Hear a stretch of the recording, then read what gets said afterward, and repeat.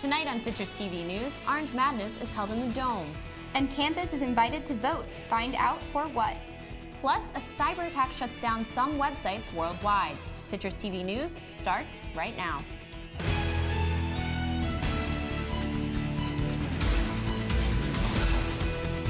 From the Citrus TV studios, this is Citrus TV News live at 6, your campus news leader. Good evening and welcome to Citrus TV News. I'm Brooke, Glatz. And I'm Nicole, DeMentri. Orange Madness kicks off the start of basketball season, and that's our top story tonight.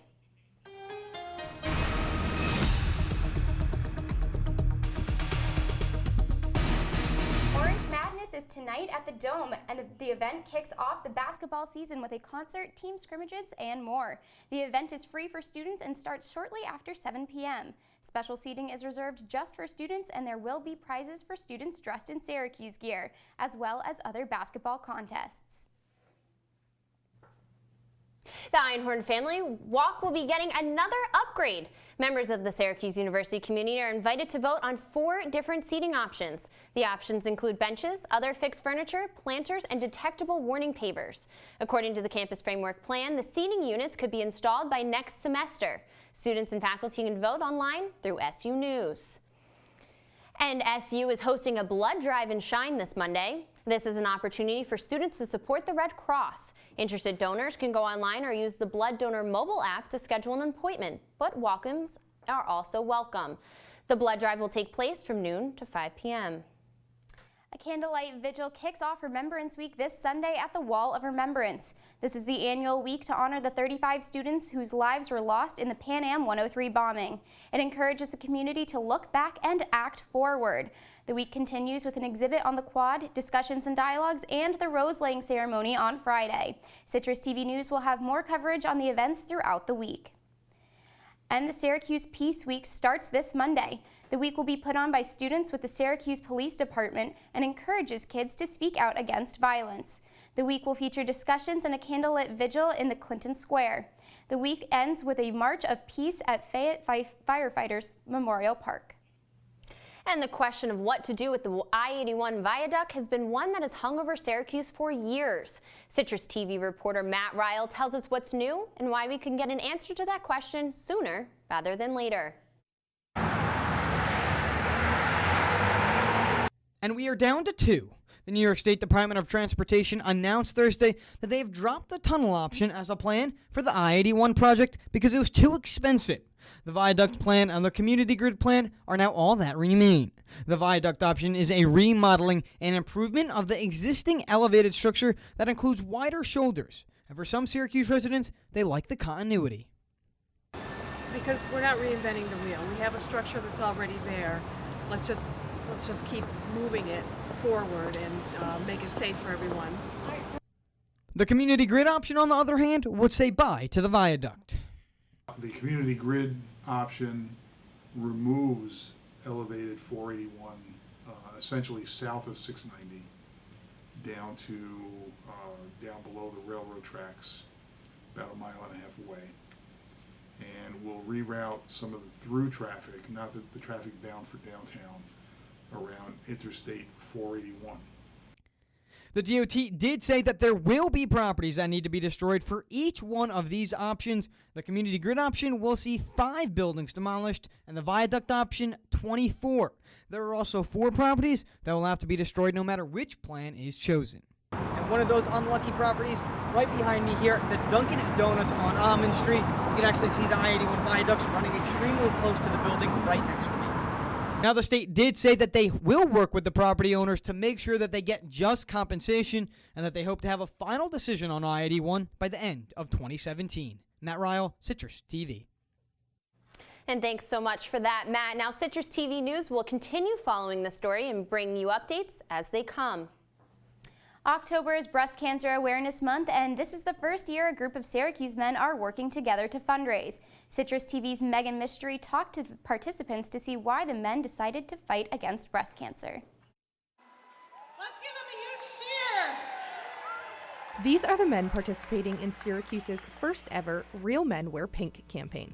It means a bunch of men in this community and communities throughout the United States have committed themselves throughout this month to raise funds and awareness for breast cancer research. 19 men are participating in the campaign. So far, they've raised over $35,000 for the American Cancer Society.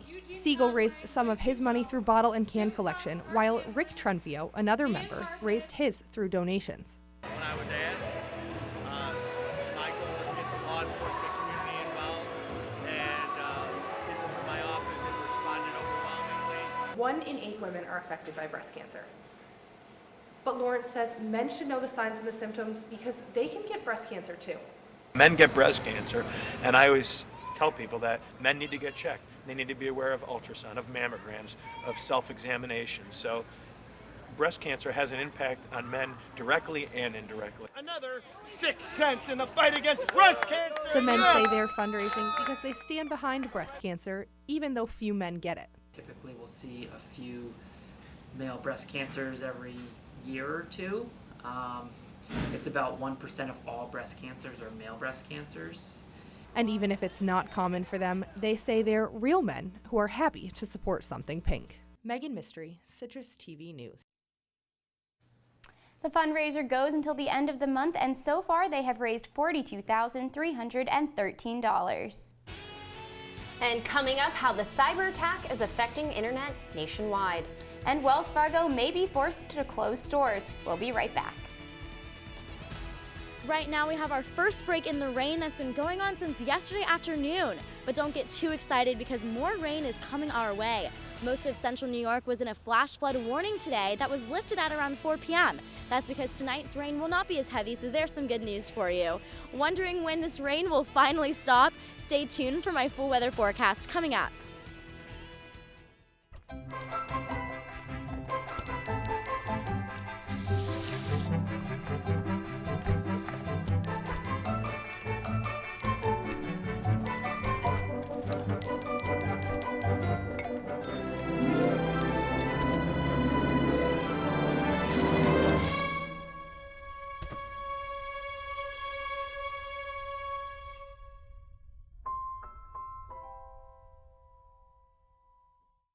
Come on, it's not that hard. My big man fingers are having a problem with these little tiny buttons.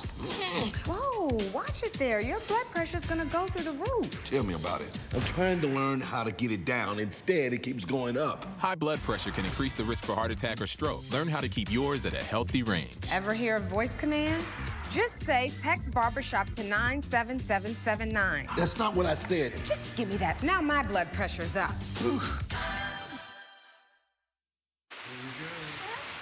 Here we go. We're gonna go out there in the rain. We're gonna get wet. All right, here we go.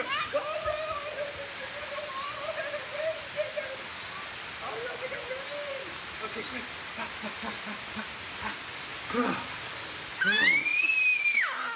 Oh yeah, yes. So much fun. Mwah. We're getting so wet. Every time I hear the alarm bell go off in school, I think it's an air raid. A lot of houses in our neighborhood have been destroyed. I like to close my ears and sing songs whenever the bombs come close. I'm worried our new neighbors won't like us. But I know it's all gonna be worth it. I just want my family to be safe. But these are not my words. These are not my words. These are not my words.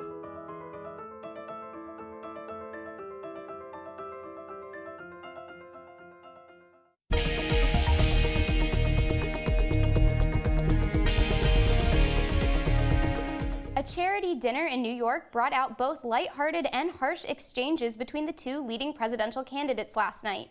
New York's Cardinal Timothy Dolan says Hillary Clinton and Donald Trump had touching moments at the annual Alfred E. Smith Memorial Foundation dinner. Trump went as far as telling Clinton she's a tough and talented woman. But the event also featured some harsher words. Trump described Clinton as corrupt and claimed that she was pretending to not hate Catholics.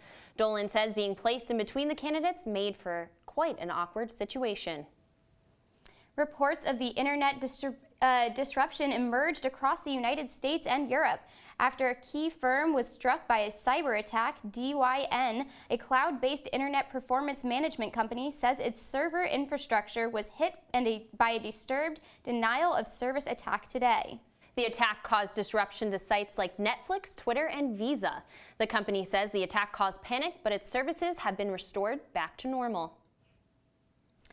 And authorities say it's safe for residents to return home after a noxious cloud formed over a town in northeast Kansas today. The Kansas Department of Energy Management said a cloud formed of sulfuric acid and hypochlorite, which were mistakenly mixed at the MGP ingredients plant in Atchison. 18 people suffered from respiratory problems and were taken to hospitals. Schools and homes were evacuated, but the cloud cleared later in the morning and the evacuation order was lifted.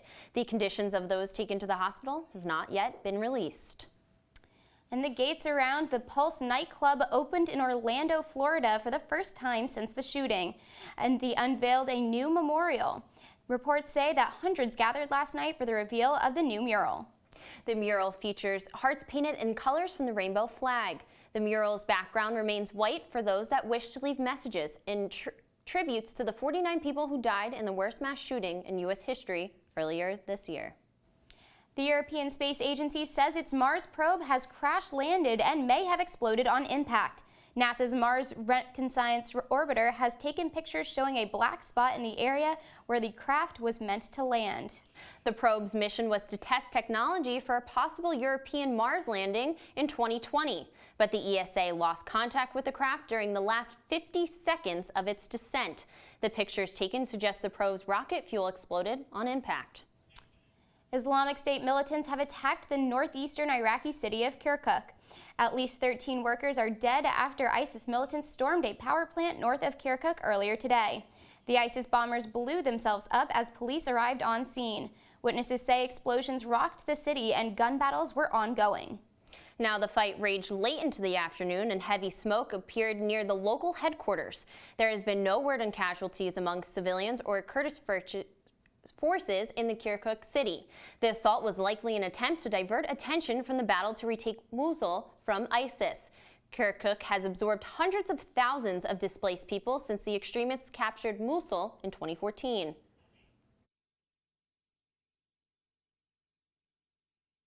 Separating from the U.S. Yesterday, Duarte said he wanted military and economic separation from the U.S. and that it's the Philippines, Russia, and China against the world. Today, he clarified his comments, saying that he was only talking about a separation of foreign policy and that the Philippines are not stopping trade and investment with America. Reports of widespread cluster bombs in the city of Aleppo. This is according to the relief group Save the Children. They say the cluster bombs are in recently rebel-held neighborhoods in the Syrian city. And there are many concerns that an increased number of children may be injured. Human rights monitors say that across Syria, 130 children have been killed due to the bombs in the past year, and that many children injured by the bombs may not be well enough to leave or cannot be treated in medical facilities.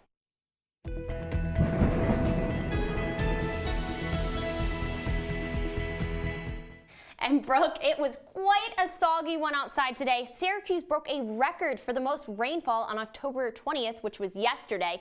1.87 inches of rain were measured at Hancock International Airport, breaking the previous record of 1.22 inches set in 1976. A flash flood watch was issued and is still in effect until 4 p.m. today in Onondaga County. And the National Weather Service issued a stream flood advisory through 2:15 earlier this afternoon as well. And the National Weather Service also announced that it's reporting snow, yes, snow, for some parts of upstate New York tomorrow. But it looks like that won't be affecting us here. Rebecca Castor has more. Rebecca? Thanks, Brooke and Nicole. It's crazy to think that just this week in Syracuse, we were hitting weather temperatures at 80 degrees. As you can see by our current temperatures map right now, those warm temperatures are long gone. Right now in Syracuse, we're at 52 degrees, and Rochester's even gotten down to 48 degrees today. In Syracuse, we do have that rain that's been going on for most of the day. Right now, it's still raining outside, and it feels like 45 degrees due to that cold rain and those strong winds. These showers will continue throughout the rest of the evening and into tonight, so if you're going out this evening, definitely plan to have a rain jacket with you. If we take a look at our Doppler radar, we'll see all that rain that is coming our way and will continue to come our way. We even have that pink and purple that you see there, that's a mixture of rain and snow. Those are those soggy flurries that we may have. Those are going to be surrounding Syracuse, so they may not come to us, but they definitely could come our way. So all this rain is causing some travel delays. So if you're flying out of Syracuse tonight, definitely give yourself some extra time because we are experiencing some delays due to the storms, and also Washington is also having some delays due to the storms. And so Saturday is definitely going to be a rainy one. So if we're looking into tomorrow morning we're going to have a high of 43 degrees, and it's going to stay about that for most of the day. We have a 90% chance of showers, so definitely plan on it being raining tomorrow. And those strong winds are definitely going to make it feel a lot colder than 40 degrees. So definitely bundle up tomorrow. Today we did have a flood warning issued earlier today. Right now those warnings are at a low. We did have some minor flooding problems in Syracuse today with some roads being closed, and that has a lot to do with the leaves from the trees clogging the storm drains. So definitely be aware of traffic delays when you're heading out this evening. So tomorrow morning when you wake up, it's going to be 43 degrees, and yes, it will be raining and it will be cold due to those 17-mile-per-hour winds. So if you're planning on going out for a morning jog, definitely bundle up. And taking a look at our 5-day forecast, there's that sunshine coming next week. Right now, tomorrow, we have 100% chance of rain with a high of 44 degrees. Sunday, we will have a break in the showers with strong winds and a high of 54 degrees. Monday, there's that 40% chance of showers with a high of 47 degrees. And Tuesday, there's that sunshine finally with a high of 44 degrees. And Wednesday, a high of 46 degrees. Well, Rebecca, I'm thankful for that sunshine on Tuesday. It was monsooning out today. I know Brooke and I were soaked, you as well. How much rain are we going to see tonight? Well, tonight we're not going to see as much rain as we saw today. We're probably only get about 1 inch to a ½ inch. Oh, well, that's great news, and thank you so much. Now, up next, a new CDC study finds about STD rates. And what company AT&T might try and buy. Citrus TV News will be right back. I see you mobbing over her. Let's go. Let's mob. Let's crawl. Let's crawl. Let's crawl. Hey, yo, we mobbing. Come on, girl. Let's crawl. Hey, yo, let's crawl. Hey, yo, let's crawl. Hey, let's crawl. Hey, yo, let's crawl. Here's your check.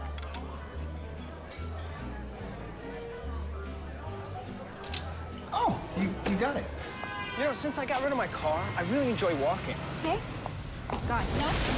Getting pulled over for buzz driving could cost you around $10,000 in fines, legal fees, and increased insurance rates. Oh, you're home early. You live with your mom? That'll set your game back a few years. Buzzed, busted, and broke. Because buzz driving is drunk driving. There's one thing you can never have sex without. It's not something you buy. Or something you take. In fact, there's only one way to get it. It has to be given to you, freely. It's consent. Because sex without it isn't sex. It's rape. Consent. If you don't get it, you don't get it. It's on us to stop sexual assault. Learn how and take the pledge at itsonus.org.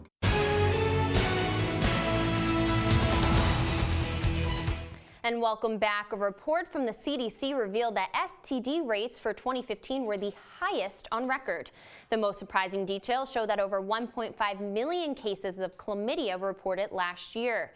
The report also showed that cases of syphilis rose 19% and cases of gonorrhea rose by almost 13%. This is the second year in a row where all of these reportable STDs rose significantly. And health officials announced that the cervical cancer vaccine should now only be given in 2 shots instead of 3. Officials hope this will increase the number of teens who get vaccinated.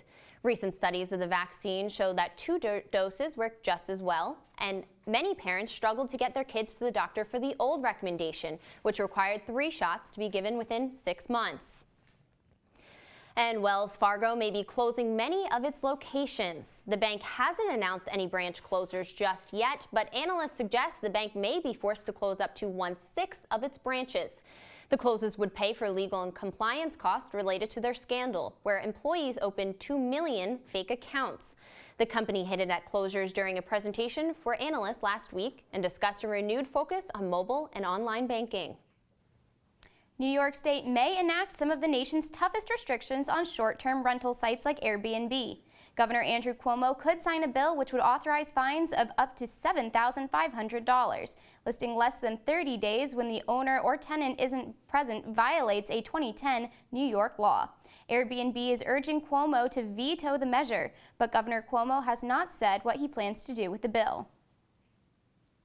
And informal talks held by senior executives on AT&T and Time Warner have led to speculations to believe AT&T could be considering buying the television company.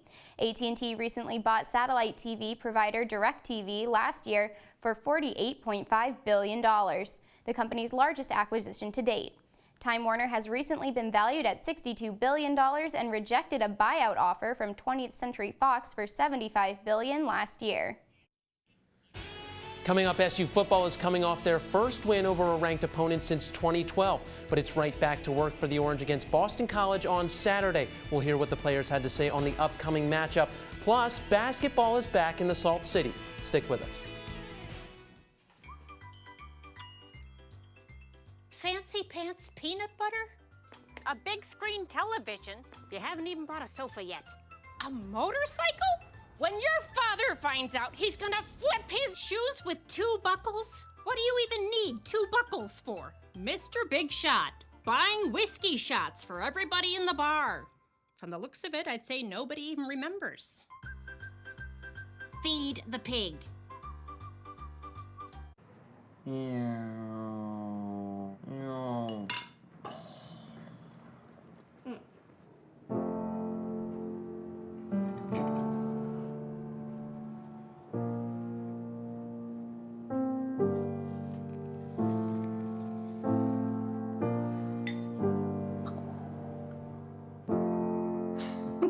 Visit aarp.org/caregiving for information on how to provide even better care for the person who wants to care of you. Hey, look, it's those guys. Are you good to drive? I'm fine. How many did you have? I should be fine. You should be. You go and step out of the vehicle for me? See ya, buddy. Good luck. So turns out, buzz driving and drunk driving, they're the same thing, and it costs around $10,000. So not worth it. Look at you. You're at the top of your game. You're unstoppable. Nothing can throw you off track. Wait, is that your car? Uh-oh. Yeah, I saw that coming. That will throw you off track. You're looking at around 10 grand in fines, legal fees, and increased insurance rates. Let's try this again. Smart move. Because buzz driving is drunk driving.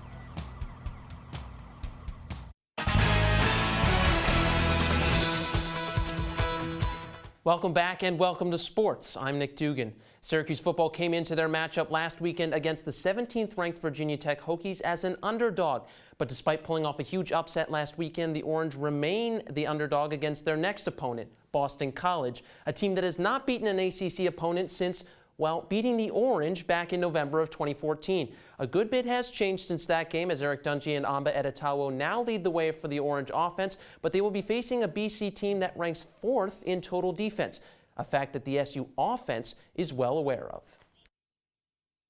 Everybody understands like what we're capable of when we play like that, when we play well on both sides of the ball. So right now we're a little confident, you know, but we still got to go into the week working hard and try to beat a good Boston College team. Boston College is by far not a bottom dog. The ACC is a great league. You see the success they've had against non-ACC opponents, and I mean their defense is so good. They're technically sound. You know, I got a lot of respect for Boston College. I was watching them last year when they played, and you know they got similar stuff this year. So I got a lot of respect for Boston College. And be sure to keep your TVs tuned to Orange Television Network after the game, as Orange Press Pass will be live in studio at 5:30 to give you highlights and analysis of SU's contest against the Eagles. But football no longer has a monopoly on the Carrier Dome as the Syracuse men's and women's basketball teams host Orange Madness tonight at 7 p.m. to kick off the season. Both are coming off a successful 2015-16 season, and the men defeated 4 teams in the NCAA tournament, including the #1 seed Virginia, before losing to North Carolina in the Final Four. The women's squad defeated a 1 seed of their own in South Carolina en route to the national championship before being ousted by powerhouse UConn. Some of the festivities at tonight's event include a scrimmage, a 3-point contest, and a slam dunk competition. After getting back to their winning ways last Sunday, the women's soccer team looked to make it 2 in a row down in Winston-Salem, North Carolina. But they came up just short, losing to Wake Forest 3-2 in double overtime. Stephanie Skilton netted both goals for the Orange in this one, and keeper Courtney Brosnan added another 7 saves, bringing her season total to 80 in just 17 games. And after picking up wins against Virginia Tech and Hartford this past week, the SU men's soccer teams head into the home stretch of the ACC play as they face the 8th-ranked Tigers of Clemson at 7 o'clock. The Orange is up to 6th in the nation after sliding in the rankings following a tough 0-3-1 stretch earlier in the month. Tonight's top 10 matchup will be televised nationally on ESPNU. It was tough sledding to start the season for Syracuse volleyball, coming away with only 1 victory in their first 10 games. But Coach Yellen's squad has turned it around in ACC play, touting an even 4-4 record. Tonight they find themselves at NC State, where the 2 teams are underway, with SU leading late in that first set. The season is still young, but SU women's ice hockey is still searching for its first victory on the year. The team is coming off a tough weekend doubleheader against Northeastern a week ago, in which the Orange tied on Friday and lost on Saturday. The team has drawn 22 power plays this season, but has only been able to convert on 3. They'll look to pull out a win tonight against in-state rival Colgate in the Tennessee Ice Pavilion at 7 o'clock. And just across town, the Syracuse Crunch will take the ice for just the 3rd time this season as they face the Utica Comets at 7 p.m. The team won their first 2 games, outscoring the Rochester Americans 10-4 along the way. Their matchup with the Comets tonight will be the first of 12 games the 2 teams will face each other this season. And we'll be right back with one last look at your weather. Stay with us. Taking care of a family member can lead to plenty of questions. Fortunately, there's a place to get the answers, for them and for you.